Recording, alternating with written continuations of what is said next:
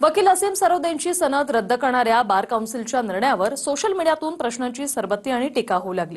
महापुरुषांबद्दल वादग्रस्त विधान काढणाऱ्या कोश्यारींना फालतू म्हटलं म्हणून सरोदेंची भाजप पदाधिकाऱ्यांनी तक्रार केली होती आणि आता उद्धव ठाकरेंनी सरोदेंना पाठिंबा दिलाय। पाहूया।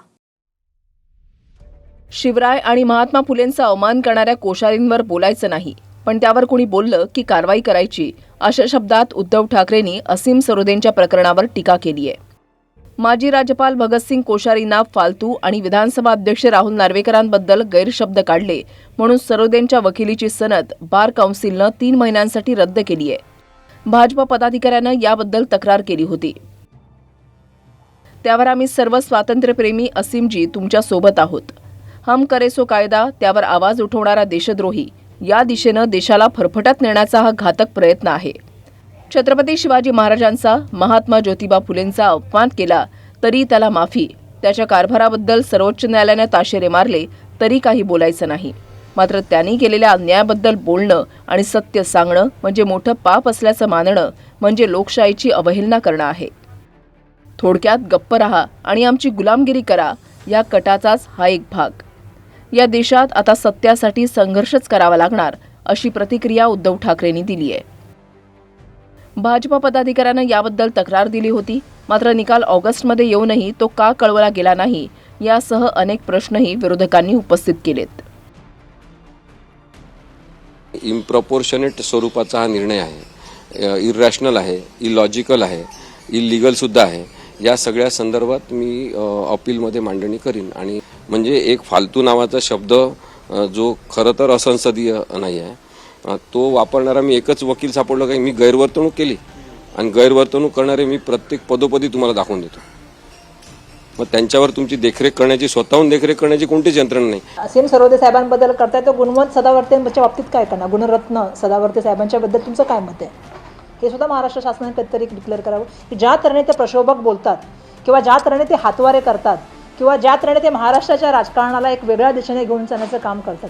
खरं तर सरोदे साहेब तर एखादं वाक्य हरवलं पण सातत्याने आपण त्यांचं जर वागणूक बघितली तर सगळ्यांना जोडण्याचंच काम त्यांनी केलेलं आहे। पण जे असे तोडण्याचं काम करतात त्यांच्यावर काय करणार आहे? जे असे सातत्याने ओरडून लोकांमध्ये देश बसवण्याचं काम करतात, मी घरात घुसेन, मी ह्याच्यात जाईन, मी कोर्टात जाईन, अशा धमक्या देतात, त्यांच्यावरती काय कारवाई होणार आहे हे पण जरा एकदा महाराष्ट्राला कळलं पाहिजे। आणि कायद्याच्या चाकुरीत राहू बाजू मांडल्यानंतर जर त्यांची सनद कॅन्सल होत असेल तर ह्या झोपी गेलेल्या ह्या सरकारला मला विचारायचं आहे, ज्या वेळेस या देशाचे सरन्यायाधीश भूषण कुमार गवई साहेबांवरती चप्पल भिरकवण्यात आली, बूट भिरकवण्यात आली, त्यावेळेस सरकार काय झोपलं होतं का? ती चप्पल फेकणारा वकील काय सरकारचा जावई आहे का? आणि मग या देशात, या राज्यात काय मला काय कळत नाही, सर्वसामान्यांना किती अडचणी आहेत आणि एखादा बोलला तर त्याच्या फार घरादारावर व्यवसाय, आता त्यांची व्यवसाय पोटापाण्यावर विषय येतोय। नाही, माझं म्हणणं आहे की तुम्ही पोटापाण्यावरच का आणता? शेवटी पोटापाण्याचा प्रश्न आहे, तो माणूस काय श्रीमंत असं नाही, पण त्याचे 3 महिने त्याचा आता व्यवसाय बंद व्हायची वेळ आली आणि त्याच्या नावाला ठप्पा लागतो ना। हे जे लोकशाहीमध्ये वाटतंय ते बोलत होते, पण त्यांचं आता तोंड बंद झालं, तर बघायला लागेल काय आता ते एकदा भेटतो त्यांना। तेव्हा मी त्याच्याबद्दल कुठली अजून माहिती घेतलेली नाही, परंतु जर का कायदेशीररित्या कारवाई झालेली असेल आणि त्याच्यावरती मी काही बोलणं उचित नाही, परंतु कायदेशीररित्या कारवाई झाली असेल तर ती योग्य असेल। Bureau report, TV9 Marathi.